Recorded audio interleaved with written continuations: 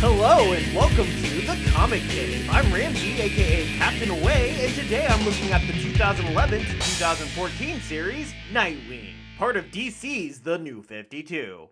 Richard Grayson grew up in a family of acrobats working for Haley's Circus, but his family was murdered by a mobster named Tony Zuko. After that, he was adopted by Bruce Wayne and began fighting crime as Robin. As the years passed, Dick began to establish a separate identity for himself and broke off on his own to become Nightwing. But after Bruce Wayne's apparent death in Final Crisis, Dick returned home to Gotham City and took over the mantle of the Bat, and would continue to play the role of Batman straight up to the big DC reboot that was the New 52, which would finally see him return to the role of Nightwing in a new costume. It's different from his old costume because this one has red on it. That leads us to today's comic, so let's see what kind of trouble Nightwing can stir up back in his own book and take this away.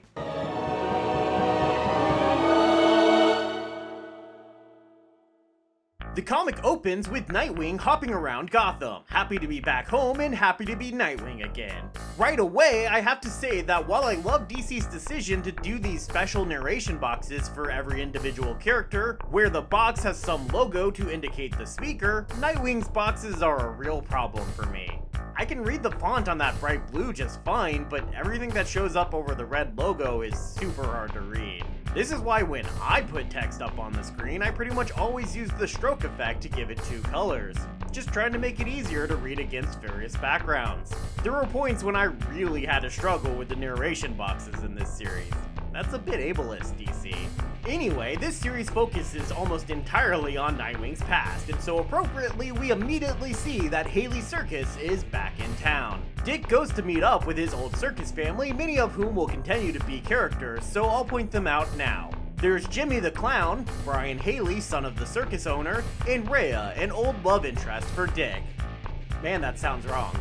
They're all a little upset at him for not coming back to visit during the funeral of their childhood friend Raymond, but it seems like they're not too upset about it, or at least Rhea's not. As soon as he leaves, he's suddenly attacked by a strange man, and after Dick does a quick costume switch into his superhero persona, that man claims that Dick Grayson is the killingest man in Gotham.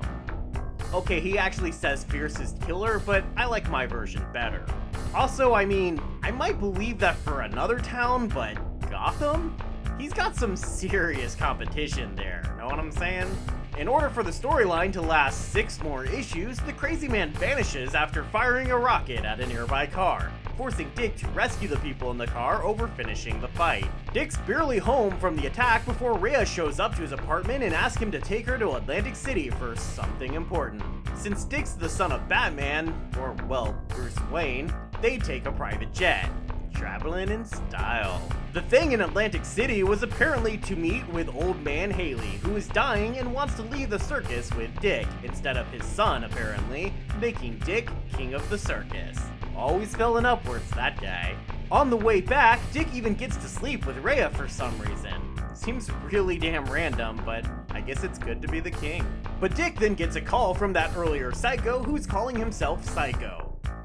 That's S-A-I-K-O, not the other way, and has to turn the plane back around to save Haley from the assassin. He fails, but just before Haley dies, he whispers something about a secret at the heart of the circus. Turns out this isn't a metaphor though. Haley meant that literally there is a secret book hidden in the center ring of the big top. A book filled with names that are meaningless at the moment until we get to the last one, which is his own. Dun dun dun! Dick decides to take responsibility with the circus seriously and follows it around the country, making appearances as Nightwing everywhere the circus goes, including fighting a shapeshifter in Miami with Batgirl, a voodoo priestess with a demon in New Orleans, though sadly no thriller dancing armies this time, and an arms dealer in Austin. I really like the Batgirl guest appearance, not just because how much I like Batgirl, but because it really emphasizes how much Dick has a type when Babs and Rhea meet up. Well, on this, Mr. Grayson, we can agree. Quick, pop quiz. Which one's Rhea and which one's Babs? This all leads to the circus coming back to Gotham, even though, like, it literally just left Gotham a few issues ago, but okay, for a big tribute show to the Flying Graysons. Only Psycho shows up here again and attempts to trap everyone inside the venue and burn the entire place to the ground.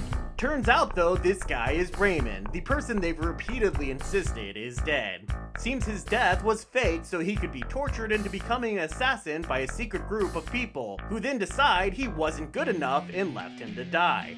But he didn't die, again, and instead has been plotting with Rhea to get revenge on Grayson. See, Grayson was the original choice for this secret group, which is why his name was in that book, and with him running off to be with Bruce Wayne, Raymond was picked as his replacement. So I get that's why Raymond is mad at Dick for being such a dick, but after rereading this comic like 5 times now, I still don't get how this makes him the killingest man in Gotham, or why Rhea wants revenge too. Also, Raymond and Rhea? That's not confusing at all. Oh well. The story ends with Ray taking his own life while fighting Nightwing, and Rhea getting carted off to jail for her part in the attack. Grayson doesn't understand her motivations either and tries to ask her why, but gets no answers. Maybe it's just cause you're a dick. Then Batman finally fills in the last gap for us, revealing that the secret group that wanted him as an assassin was the Court of Owls, and that their current talent is named William Cobb, another name in Grayson's book, and Dick's own great-grandpappy. That leads us into the Night of the Owls event, which I won't cover here because I already covered the event in its entirety in an earlier video, which you can watch by clicking up here. All I'll say here is that the event interrupts the planned second story arc for Nightwing, which focuses on him seeking out a murderer who killed 2 men with one of Nightwing's oldest Screama sticks. Screama sticks are like, batons with electric charges in them, I guess, and they're maybe really bouncy, at least Nightwing's are. Anyway, it's a real thing, look it up. Nightwing's hunt for the killer leads him to a man named Paragon, who wants to kill all superheroes, and is forming an army to do so. The 2 dead men were also part of the army, leaving those still alive blaming Nightwing for their murder because, well, obviously. But it turns out the dead men are the ones Nightwing saved in issue 1 from that burning car. Yeah, remember that? The one Psycho blew up? Yeah, I didn't either. If they weren't talking about it like it was something we as the audience were supposed to know about, I wouldn't have even gone looking for it. Anyway, having been saved by a superhero, the 2 men begin to doubt their involvement in a league dedicated to stopping superheroes. So Paragon kills them and frames Nightwing to give a morale boost to his followers. It doesn't really work, and he ends up killing the rest of his army too. He's a great guy. While this has all been going down for Nightwing in his civilian identity as Bruce Wayne's sort of son, Dick has been trying to purchase the rundown theme park in Gotham called Amusement Mile, rebuilding it as a new home for Haley's Circus. But drama of dramas, the only investor who is willing to back him is the daughter of Tony Zuko, the man who murdered his parents. Seriously, is this a YA novel now? Sonia Zuko here has changed her name to Sonia Branch to disassociate herself with her father's criminal past, and the pair have several issues of some will they won't they nonsense that I really can't bring myself to care about, leading up to a moment where they actually kiss and Grayson has an absolute mental freak out. Man, I love that Eddie Barrows art though. What a great way to illustrate Grayson's mental state in that moment. I feel like Barrows really goes above and beyond the Call of Duty in this series, taking the time to really develop some fascinating page layouts. Of course, his devotion to detail and creativity is also probably the reason this series has so many guest artists throughout its run. There's seriously a lot.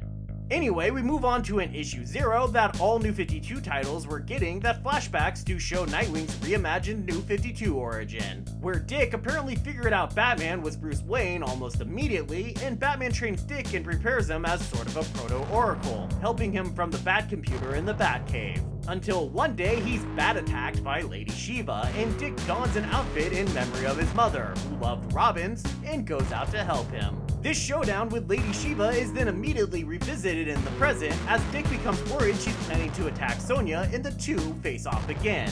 I've always kinda liked Lady Shiva, and I find her New 52 redesign to be quite something. What's with those crazy blades in her hair? Also, how impressive is it that Grayson can speak in those crazy fonts? I want to be able to do that. Despite Shiva being kind of a big deal villain, her appearance is little more than a minor cameo, leaving this story mostly just feeling like filler killing time until the start of the big Joker-based crossover, Death of the Family. I have a video on that as well that you can watch here for the full story, but I will say that it involves Joker killing the Haley Circus clown Jimmy and breaking Rhea out of jail. He proceeds to infect her with a deadly version of his Joker toxin and turns her into a knockoff Nightwing. And she fights with Nightwing until the toxin finally kills her. Joker also grabs the rest of the circus performers and Jokerizes them as well, and Grayson's unable to bring himself to fight them. They all end up surviving, but between that and the Joker burning down Amusement Mile, they all decide to leave, and so all the money Dick sunk into rebuilding Amusement Mile is lost. Dick then sinks into a depression, and though Damian Wayne, Robin number 4, manages to talk him out of it some, it only gets worse when Damian is then killed by his own mother in the pages of Batman Incorporated. While I'm still annoyed that they killed Damian at all, this story is the most touching of the whole series.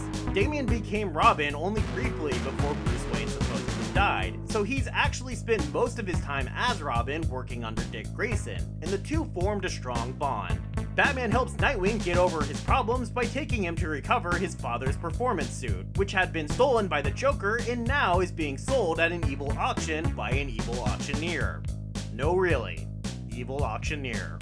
Who's also selling Joker teeth that attacked Batman during the Death of the Family arc, and a chainsaw. Possibly even the one Joker was using to threaten cutting off Batgirl's arms and legs. The attempt to stop the evil auction ends up with the buyers getting trapped inside the building with a fire, and Dick chooses to save them instead of his father's outfit, which helps him realize that he's still the same person despite everything that's happened.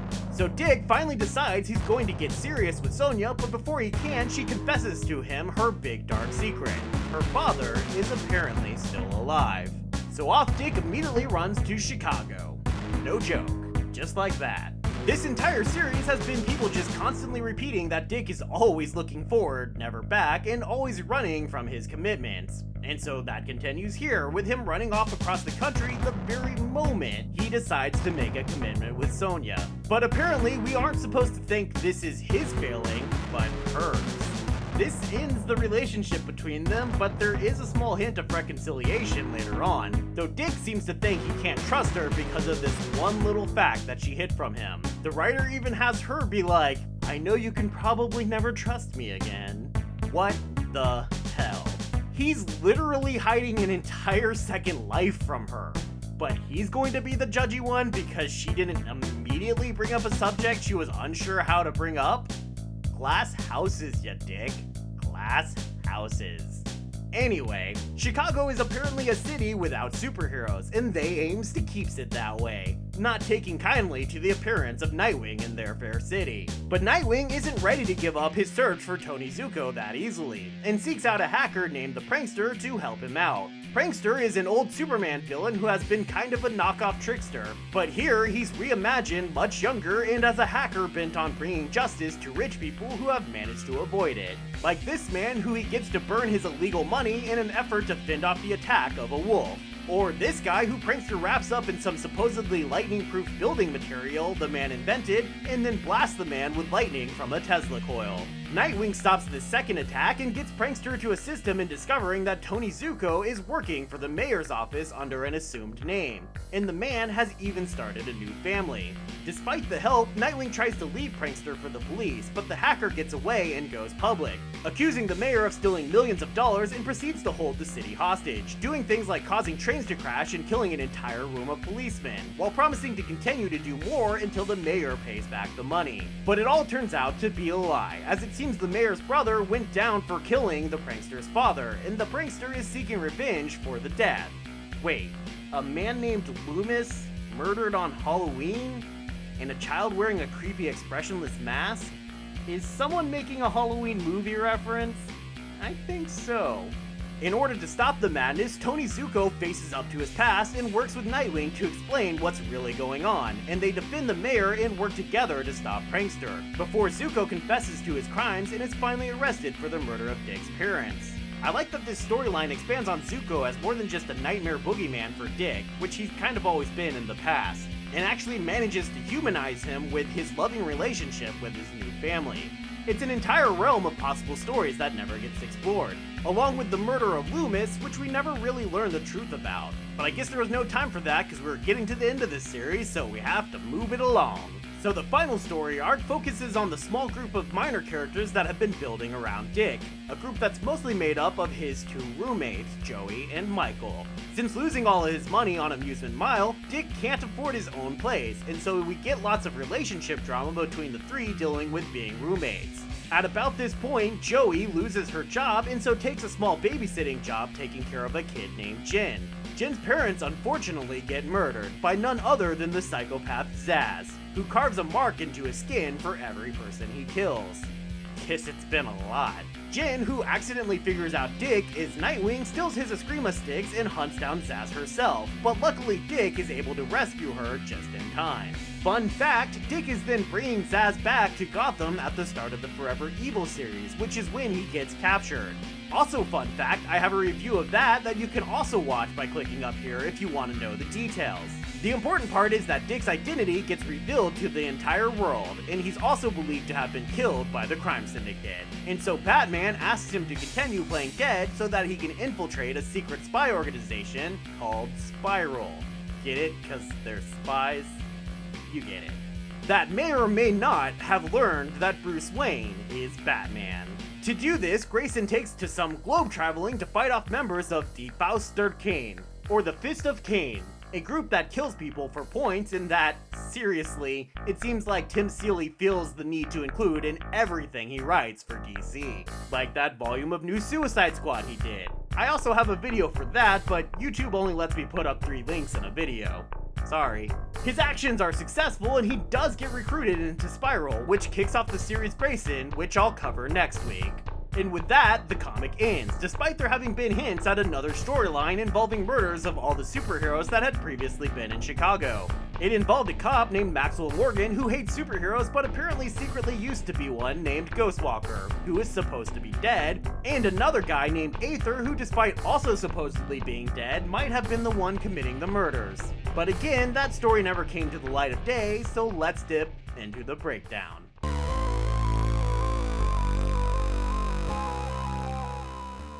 It's hard to feel strongly one way or another about this comic. The art by first main series artist Eddie Barrows is absolutely phenomenal, but he's only there for 3 of the 5 volumes, and even then there are a lot of guest artists, most of whom aren't really nearly as notable. The story is fine, and having Kyle Higgins as the writer for the entire series probably helped keep it from becoming a confused mess like so many other New 52 comics. But while Higgins' writing is mostly strong, the series does suffer from him seeming to be unable to decide what kind of story he wants to tell. Is it dark and gritty? Is it brooding and serious? Is it light and fun? Is it teen romance and drama? He can't seem to decide, and this ends up pulling the story in so many directions that it never really goes very well in any of them, leaving us with what's basically little more than just a very generic feeling superhero comic. Which is fine, I guess, and why I'm giving this a series recommendation level of medium. It's far from the worst New 52 comic I've read, but unless you're a huge Dick Grayson fan, I don't really see why you would bother. The collected editions get 5 Eskrima sticks. I hate to keep doing this, but they all come out about the same. And like the comic, they're all pretty meh. So that breaks down just as you would expect. Pretty much every volume comes out to about the same length, because those with extra issues have little to no bonuses, and those with bonuses have little to no extra issues. So I can't really hate on or appreciate any of the volumes more than any other. Everything about this series is seriously middle of the road.